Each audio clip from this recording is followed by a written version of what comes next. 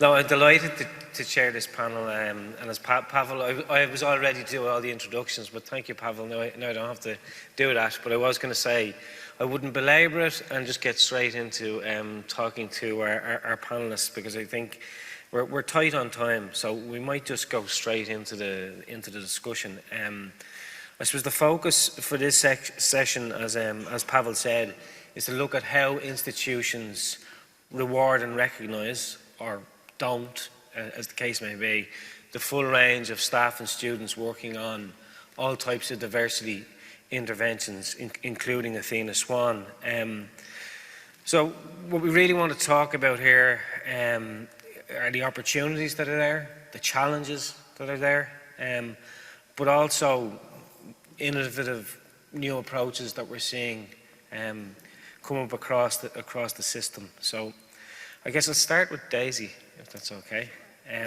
So I'm just going to ask, I guess, for you to share your views on how best to reward and recognise staff and students working on EDI, and whether you think there should be a difference in recognition and reward depending on the formality of a role. So say, for instance, on an Athena Swan SAT team, or SAT, or other more activist or working group type roles. Yeah, great. Can you hear me? Because I don't have to press the microphone. Can you hear me? Is that okay? Oh, yay, excellent. So yeah, thank you so much, Ross. I guess I wanted to start off with a few overall thoughts, because really when I'm thinking about reward and recognition, in some ways it's very simple, right? Like, we should be recognized and rewarded for the great work that we're doing. And perhaps in different ways depending on these different roles, right? But so the complication, I think, comes in when we're thinking about how to do that, right? And there's people, obviously, EDI practitioners where it's part of your role, academics where, arguably that is part of their role as well, right? There's a citizenship, administrative element to research and teaching too. But then when we're talking about researchers and students, is that something that actually is on top of their role? So I guess there's so many layers to reward and recognition, and there's many ways to think about it that in my mind I kind of grouped it in different ways just to process it myself. And so I thought about it in terms of the individual, and then departmental, institution, and then the wider sector. So in terms of the individual, right, we want the time to do it, whether it's ring-fence time for EDI work, whether it's a buyout of teaching so that it'll enable you to do EDI work. It's resources, it's support, whether you have a budget for this sort of activity, whether your institution or department supports you and gives you visibility and confidence to do the work well. So I think there's lots of ways to do that in terms of the individual, and actually even thinking about career progression, right? Are people, perhaps getting, monetary rewards, regrades, awards for their individual contributions? And then I think about it in terms of departments and institutions. So how are they recognizing and giving status to this activity, right? Like, is it viewed comparable to research committees, to finance committees, to teaching committees? Is that status the same or equitable across the department? Often in our departments, I'm part of MPLS, which is the Mathematical, Physical, and Life Sciences division, and we have 9 maths and sciences departments. And often when they get an Athena Swan Award, there'll be some comms out for it, right? Like, oh, we've got an award. But there's perhaps less of a celebration of it. And I think that might be what's missing too, the more of the visibility and the celebration and the valuing of the activity. So I think there potentially is a gap there. And then in terms of sector-wide, right? If people are doing EDI work, it's EDI committee perhaps is, for example, is on someone's CV. Is that transferable across the sector? Do other people in other institutions look at that on your CV and value it, right? Is it going to be as valued as, say, 10 extra publications that you were able to do if you didn't do that work, right? So I think there's sorry, I'm sort of going on, but I feel like there's lots of ways to think about it, and it comes back to, you know, equality versus equity to get fairness, right? So are you thinking about equality in terms of, well, everyone's going to get this same buyout, for example, or this same salary, stipend, or uplift if you're a chair of this committee? Or should we perhaps look at it depending on the person's individual needs? So I'll just give a quick example in terms of the Race Equality Task Force. So this task force was launched the end of 2020. It's a big task force. It's nearly 40 people, academics, researchers, students, professional services staff. And for committee members, for most of the members, it was sort of part of their role, or broadly thought of as part of their role. However, with students and researchers, we gave them we offered them a £1,000 honorarium that would go towards their personal and professional development, recognizing, again, that this is activity that they're doing on top of their studies and perhaps not the focus of their research. And we have a number of working groups that was part of that task force, and the chairs of those working groups also got varying degrees of support. So one chair, for example, got funding for research assistance. A professional services staff member got a buyout, 10% of her time from her substantive role. So I think there's lots of different ways to do that. Thanks, Daisy. That's really, really interesting. Kevin, I'll just go straight to you and ask you about how you best think that we can reward and recognise staff and students involved in the EDI work. I think we need to start with the premise that EDI work is work. And because it's work, it needs to be recognized as such. And for me, recognition matters. It matters not because it's about me being a peacock or having another award. It matters because in higher education, we're very good at doing what I call the death of 1,000 asks. We often ask colleagues, please will you sit on one more committee for us? Will you give up a little bit more time to do something else for us? And more often than not, it is minoritized peoples that end up carrying that burden, locally, institutionally, and nationally.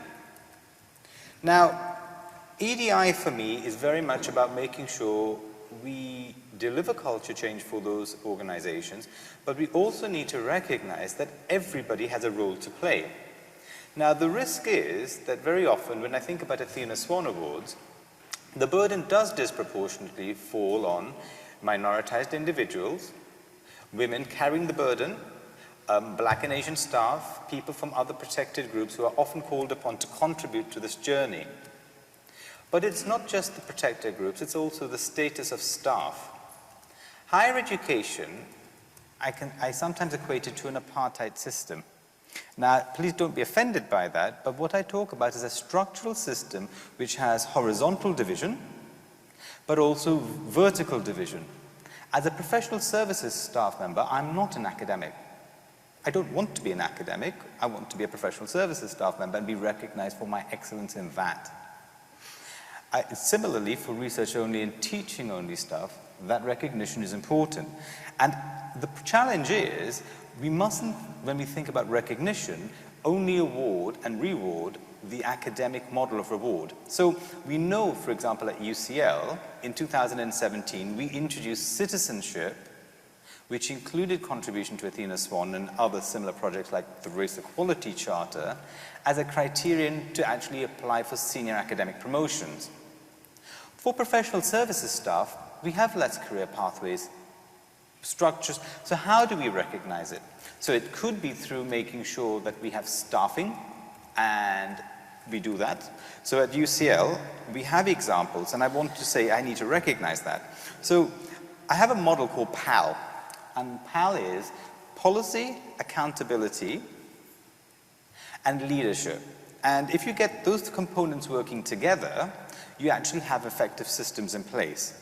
And I choose one faculty. So in the Faculty of Brain Sciences, where there was pressure to have an Athena Swan Silver, We had leadership from our Vice Dean for EDI in Professor Anna Cox, who negotiated an FTE for this function to drive this work across a number of different divisions in the faculty.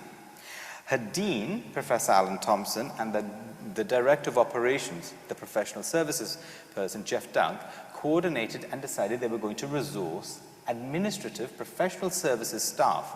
So now in this faculty, we have 4 staff members, 3 grade 7 and 1 grade 8, who provide cross-faculty support. Now that structured support allows for, 1, more effective administration, because actually, surprisingly, professional services staff do have expertise, and we are experts in what we do. So it's about recognizing that expertise. We're not academic, but we are experts in delivering administration. But more importantly, it means that we don't waste academic time becoming less efficient but very expensive administrators. But we have academic leadership and coordination in that partnership to deliver our Athena Swan work across that faculty. And then we have within faculties, so within that faculty of brain sciences, we have one division where we have, for example, a designated FTE for the academic director for EDI within the division. And that combination of support, I think, rivals many university level support, but it provides coherency to recognize the different values and contributions that different colleagues provide. There are still challenges, and I think, Daisy, you picked up on this. So when we think about researcher staff and teaching-only staff who work on very fractional contracts, how do we recognize and engage those voices? Because those voices are harder to engage because of the nature of their more precarious contracts. And when we're thinking about our Athena Swan work, how do we make sure that we finance that, just as Daisy suggested for the Race Equality Task Force, across our Athena Swan work? If we want to be inclusive, we have to make sure that the most junior members of our staff can contribute. We also need to recognize that not all academics, and when I say that, the academic being the research and the teaching only, and the research only, have the same ability and contract freedom to make that institutional culture change contribution. I also think there's a level about where that recognition comes from. So I've talked very locally about departments. There also needs to be institutional recognition of the strategic nature within an institution to galvanize and coordinate that work. If we don't, there's a risk of duplication. And you need, again, the combination of academic leads. So at UCL, we had what was called the Provost Envoy for Gender Equality, which has now become the Gender Equality Envoy, and that's Professor Sarah Mole. We have my role, which is the UCL Athena Swan Manager, which is, again, responsible together with Sarah to actually pull this work together and coordinate our 43 departmental awards, as well as the other departments and professional services areas that are now starting to work on Athena Swan.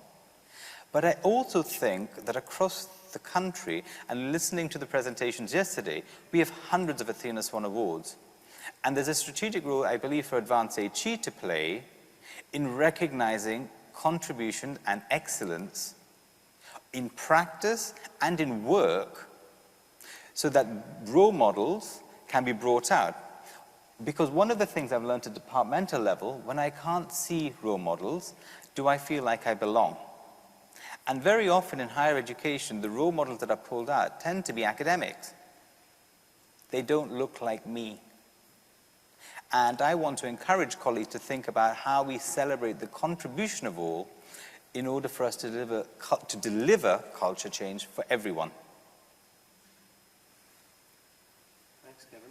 And I suppose the next question I was going to ask was about initiatives that you've put in place, but you've kind of already you've kind of touched on that. So I'm going to go off script and ask a question that's just come to me as you're talking, and I'm really interested because we're always talking about the burden falling on the people who are already minoritized and who are already suffering from inequality.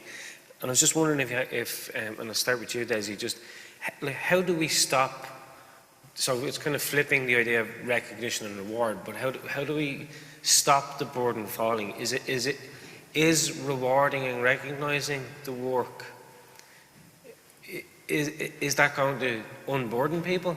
Not really. It's going to reward them, but they're still going to be as busy as before. And I mean, great if you can put it down in your promotion application, or you have an extra £1,000 honorarium, but you still only have 24 hours in the day. So just that was kind of what I was thinking about. No, and absolutely, and I think this sort of relates to what I was mentioning earlier around like sector-wide issues, right? Like in terms of workload, that is a huge issue that affects, academics, researchers, professional services staff, and it feels like it's only increasing workload, and I think it is something about embedding EDI and making it a responsibility for everyone, and we know this, right? We know that EDI is and should be a responsibility for everyone, and that everyone should be included. And so there's something around enabling allies to join us in this work and spreading the load, I suppose. But there's also then this real need to properly consult with and co-create with minoritized communities so that they're not left out of these conversations, right?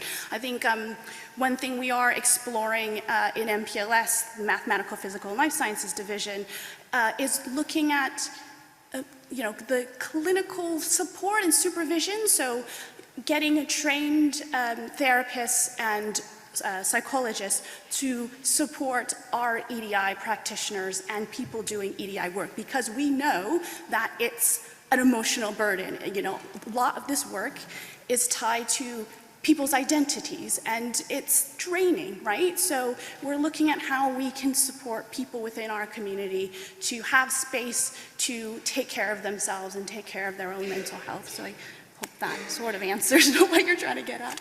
No, Kevin, do you want to come in? Yeah, I think, not to repeat what Daisy said, so there are perspectives that need to be drawn.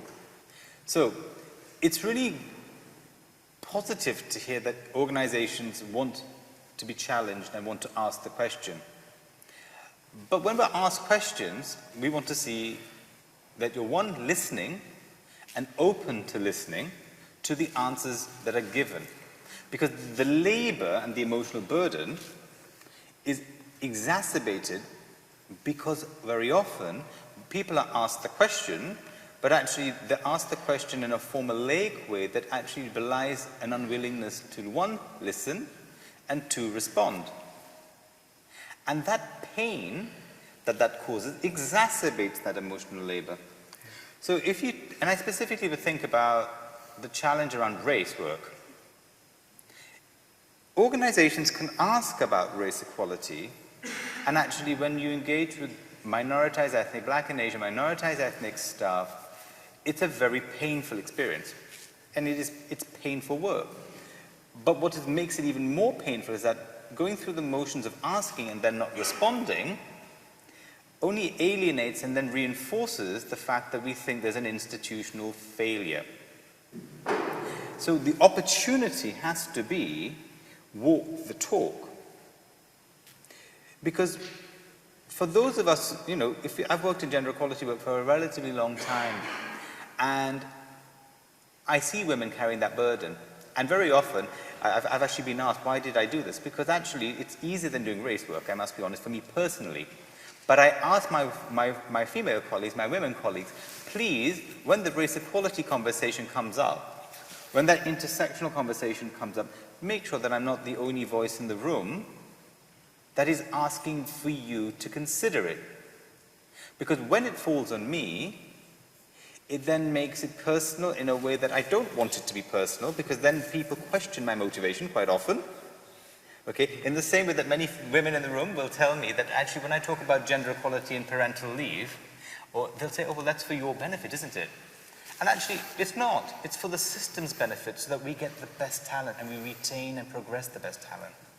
So the point here is we need to all step up and actually recognize that don't wait for the person that's affected by that minoritization process to be the ones that take that. And that recognition of how I can be an active bystander and challenge and support my organization actually is when I see innovation. And I have seen colleagues at UCL do this. So, it starts at individual levels, but it's about how we get that system taken forward. And I've given a couple of examples. I would also cite the Institute of Education, which is faculty for us, and they've actually, when they did their Athena Swan work, I'm going to call out Phil Jones and Sue Rogers, they literally took an intersectional approach, but looked at every form of combination they could find and get data on, because they had the size of departmental submission, which is over 1,000 staff, to be able to do that. And then they tried to look at how they could engage staff at across the levels, but also each member of their self-assessment team was again guaranteed X number of days off to do this work. Professional services members too. Also, their academic leads were also given time, and they also resourced a professional services member of staff to actually support their work. And that was for their initial bronze award. That's about understanding why we're doing it. So congratulations to departments and leaders that take that work and use the system to make it work. And that actually opens up a whole range of different conversations for them to look at more inclusive practices. But it is work. Yeah, and I suppose I'll just abuse my position as chair and make a comment myself. What I find interesting, and when you mentioned, Kevin, the inclusion of EDI work in promotion criteria, it made me think about something that we introduced in Ireland.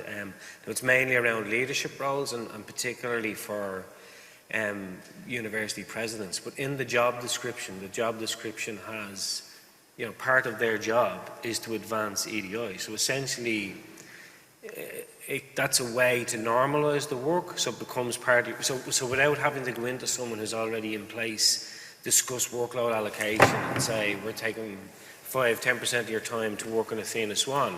You make it part of their job from day one, and then it becomes more normalised. And in that way, I like the way you said EDI work is work, but it becomes work and it becomes part of the job, and in a way brings different people into the room, and the burden isn't falling on those who are from minority groups. Now I'm going to give you both the opportunity to make any final comment, and then we'll move to the table discussion.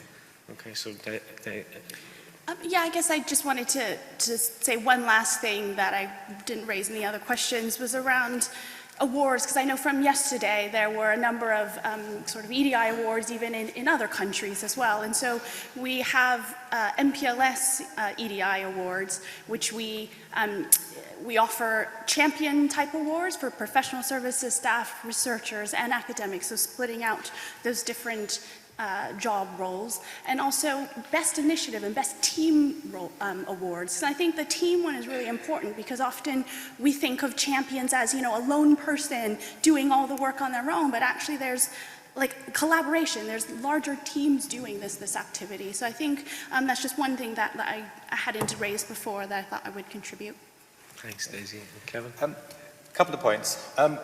I mentioned the allocation of time from our vice dean for EDI.